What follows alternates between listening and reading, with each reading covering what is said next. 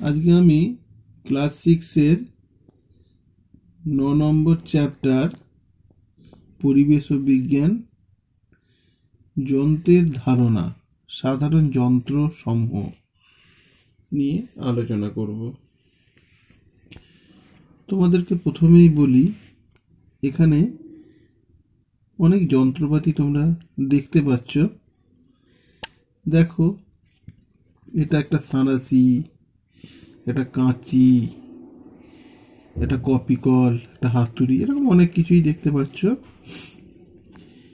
এখানে প্রশ্ন আসছে যে যন্ত্র আমরা কেন ব্যবহার করব, এইসব যন্ত্র কেন ব্যবহার করব। না, যন্ত্র আমরা এই কারণে ব্যবহার করব, ধরো তুমি একটা দেয়ালে পেরেক পুঁতবে, পেরেকটা তুমি হাতে করে কি পুঁততে পারবে? তোমাকে হাতুড়ির সাহায্য নিতে হবে। এখানে দেখো কপি কল, কপি কলের সাহায্যে আমরা কি করি, জল তুলি।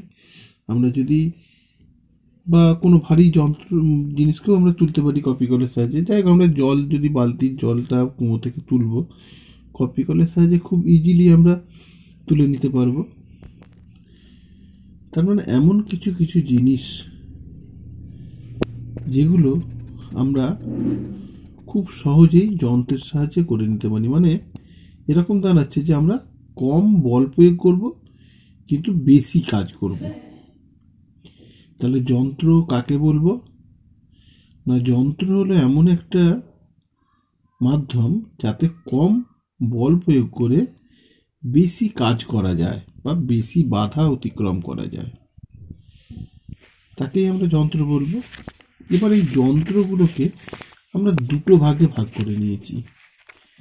একটা হচ্ছে সরল যন্ত্র আর একটা হচ্ছে জটিল যন্ত্র। সরল যন্ত্র বলতে আমরা এখানে যে সকল যন্ত্রপাতিগুলো আমরা দেখছি, সাঁড়াশি, হাতুড়ি, জাঁতি, যাই যন্ত্রগুলো আমরা দেখি সেগুলো সরল যন্ত্র। আর এই সকল যন্ত্রগুলো সূচ, এগুলো সব সরল। এবার এই সকল যন্ত্রগুলো যখন একটা মানে এই সব অনেকগুলো যন্ত্র নিয়ে যখন একটা যন্ত্র তৈরি হচ্ছে, সেগুলোকে আমরা বলি জটিল যন্ত্র। যেমন ধরো, একটা উদাহরণের সাহায্যে আমি বলছি। সূচ দেখেছো নিশ্চয়ই। সূচ দিয়ে আমরা কাপড় সেলাই করি, জামা কাপড় সেলাই করি, সবই করি, কিন্তু সূচ দিয়েই আবার তো এই সূচ দিয়ে একটা মেশিন তৈরি করা হচ্ছে, সেলাই মেশিন তৈরি হয়েছে, সেটা কিন্তু একটা সেলাই মেশিন হচ্ছে জটিল যন্ত্রের উদাহরণ।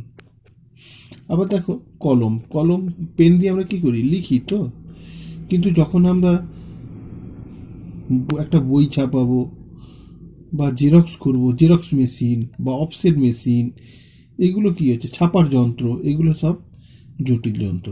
তাহলে এগুলো সূচ, কলম, এগুলো সরল যন্ত্র, আর জটিল যন্ত্র হচ্ছে ওইগুলো থেকে আমরা যে জটিল যন্ত্রটা, আমরা যে যন্ত্রটা তৈরি করছি অনেকগুলো সরল যন্ত্র নিয়ে যে যন্ত্রটা তৈরি হচ্ছে তাকে জটিল যন্ত্র বলবো।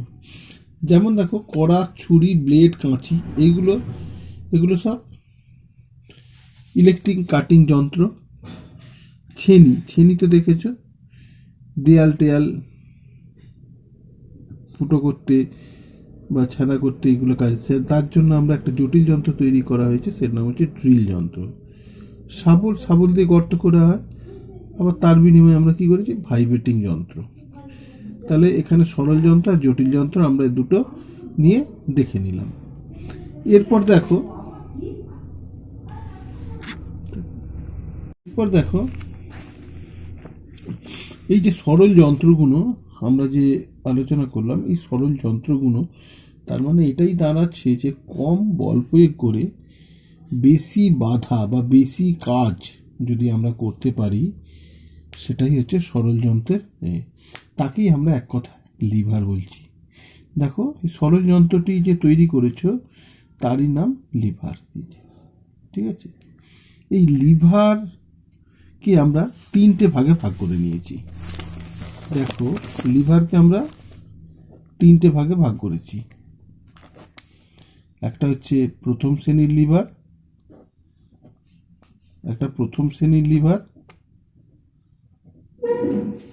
একটা দ্বিতীয় শ্রেণীর লিভার, আর একটা তৃতীয় শ্রেণীর লিভার।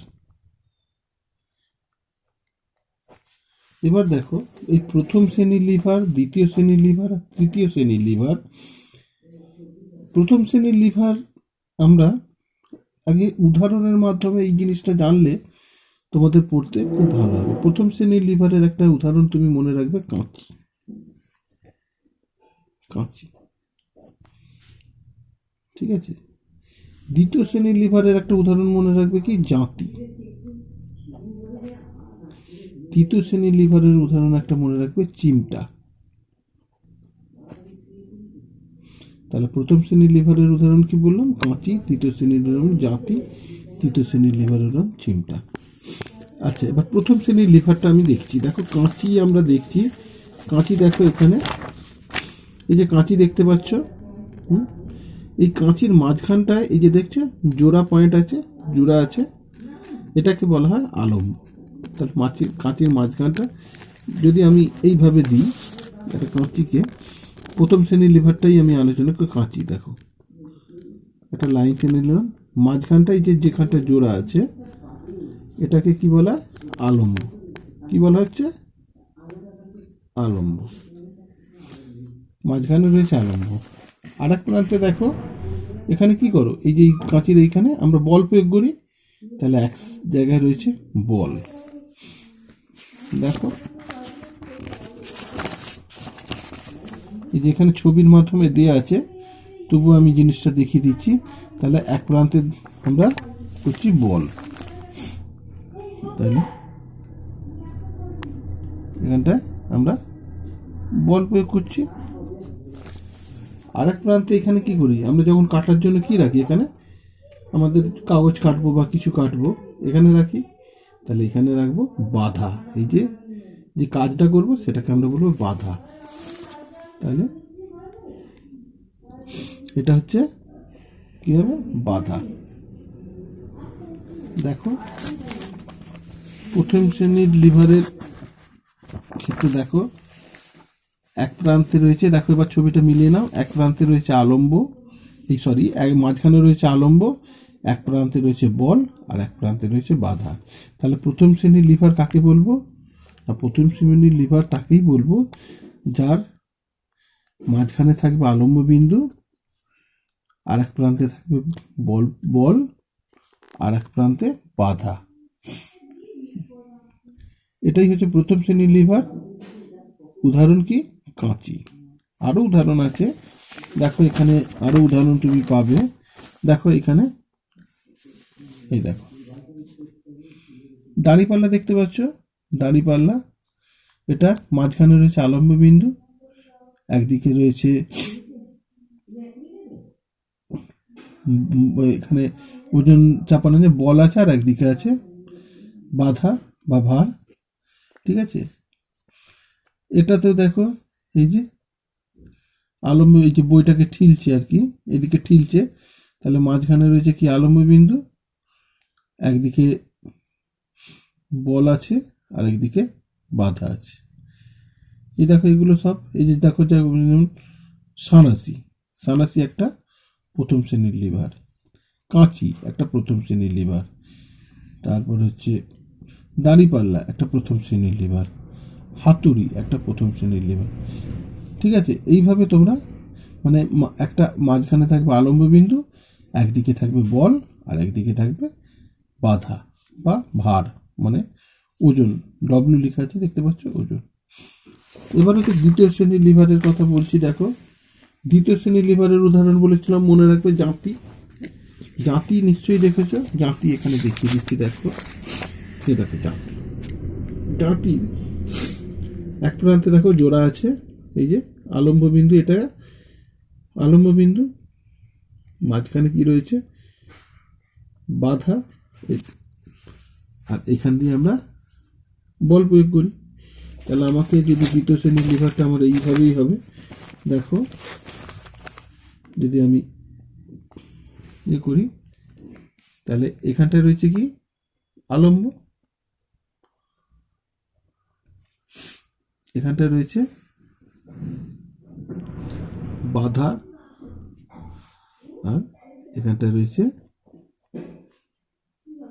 বল, এক প্রান্তে রয়েছে আলম্ব, মাঝখানে রয়েছে বাধা, আর অপর প্রান্তে রয়েছে বল।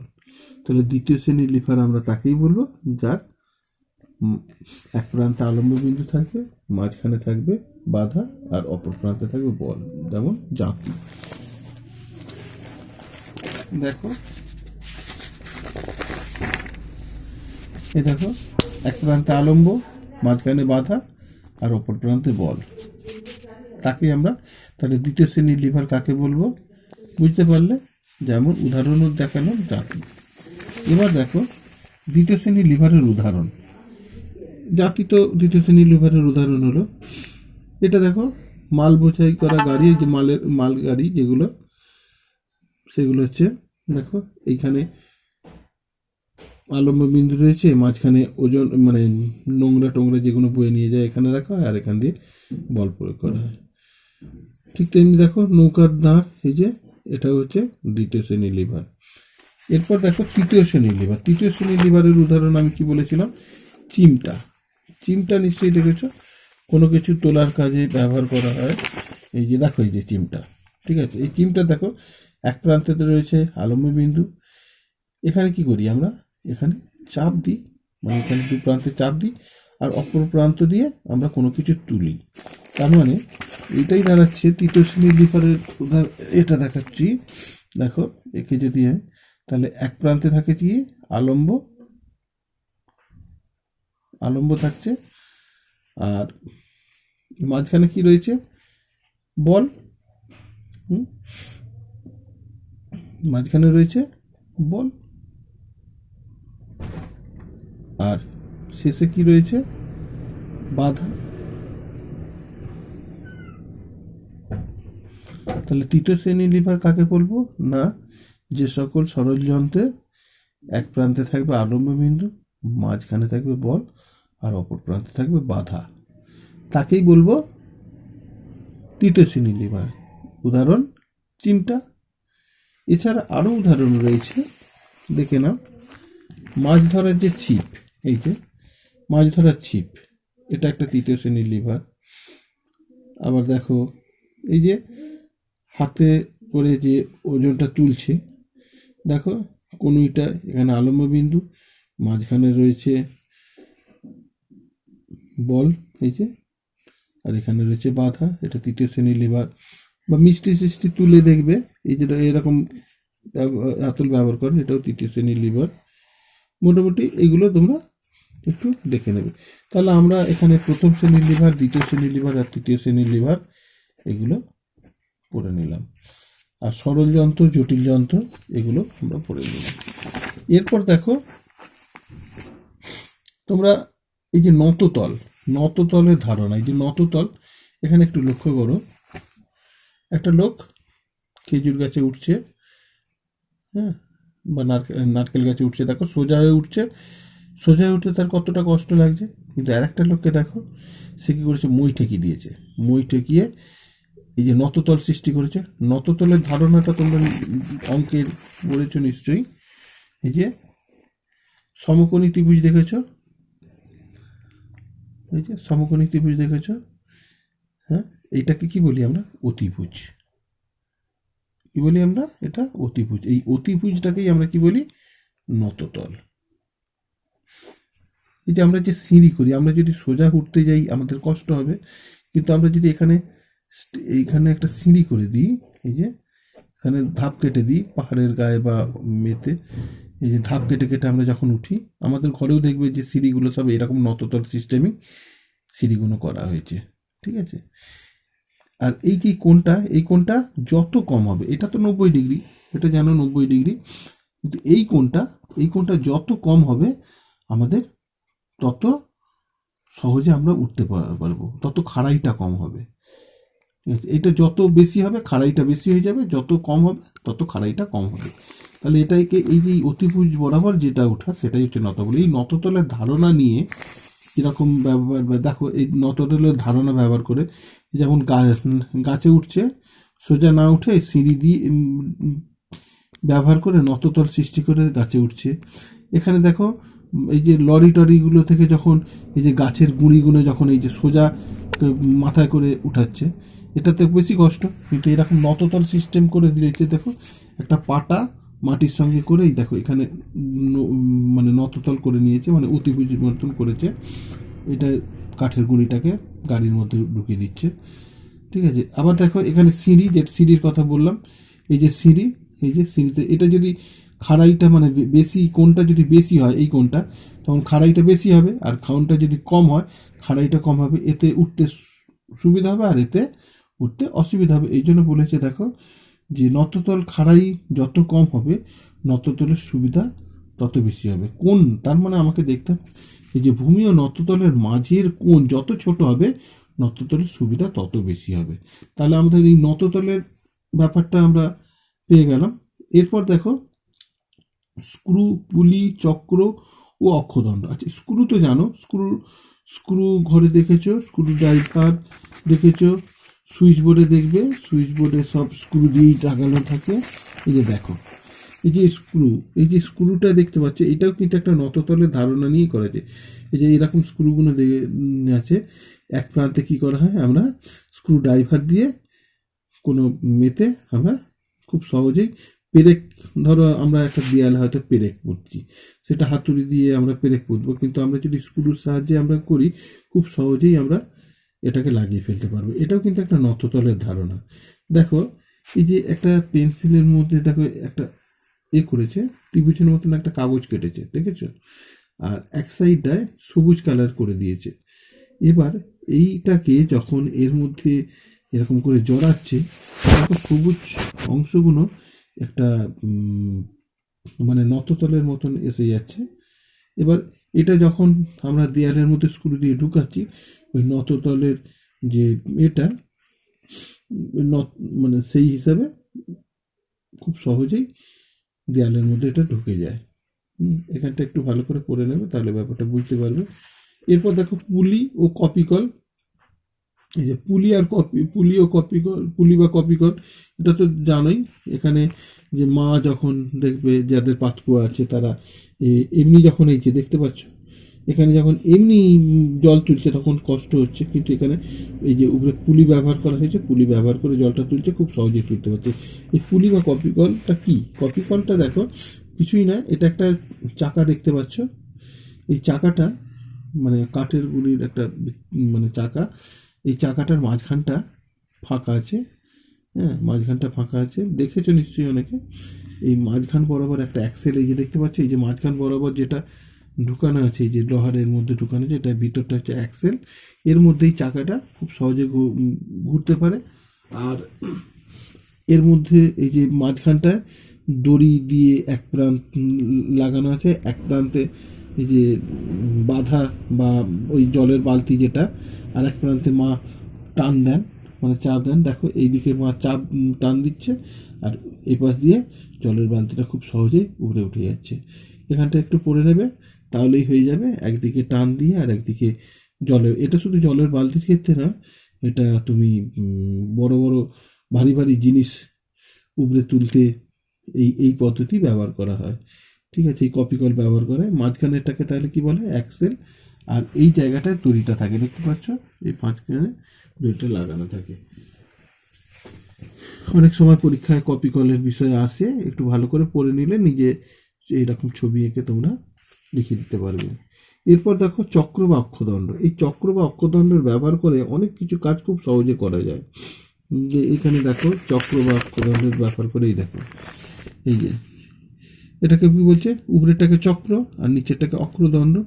এই চক্রে মানে এইখানে আমরা যখন স্ক্রু ড্রাইভার দিয়ে টাইট দিচ্ছি তখন খুব সহজে স্ক্রুটা ভিতরে ঢুকে ঢুকে যায়, মানে চক্র আর অক্ষদণ্ড। এই দেখতে পাচ্ছ, এই যে এমনি চক্র এ দিয়ে কোনো কিছু হয়তো খোলার জন্য এই যে মুখটা ওর মধ্যে ঢুকিয়ে খুব সহজেই আমরা ঘুরিয়ে ঘুরিয়ে বার করে নিতে পারছি চক্র বা অক্ষদণ্ডের ব্যবহার করে। এই যে কিছুই না, চক্র অক্ষদণ্ডের ব্যাপারটা কিছুই না, একটা দেখতে পাচ্ছি যে চক্রের মতন একটা আছে, আর এই এই যে অক্রদণ্ডটা এর মধ্যে ঢুকিয়ে দেওয়া হয়েছে। এইটাকে বলা হয় ঘূর্ণনক্ষ, এই জন্য এটাকে ঘূর্ণনক্ষ বলে। আর এটা চাকা বা চক্র। এই পদ্ধতিটা ব্যবহার করে এবার এটাকে যখন এইটাকে ঘুরালে এর মধ্যে এই চক্রটা যখন ঘুরে তখন এই অক্ষটাও ঘুরে, ফলে এর সমস্ত কাজটা খুব খুব সহজেই করা যায়। এই জন্য এটাকে বলা হয় ঘূর্ণন অক্ষ, আর চাকাটাকে বলে চক্র। ঠিক আছে, এটাকে অ্যাক্সেলও বলা হয়। ঠিক আছে, এই যে চক্র বা অক্ষরদণ্ডের মাধ্যমে অনেক কম বল প্রয়োগ করে বেশি বাধা অতিক্রম করা যায়। তাহলে চক্র বা অক্ষরদণ্ড আমরা করে ফেললাম, আর এখানে তো উদাহরণগুলো আমরা জেনে নিলাম। ব্যাস হয়ে গেল, তোমাদের 9 নম্বর চ্যাপ্টারটা আমার এখানে ক্লিয়ার হয়ে গেল।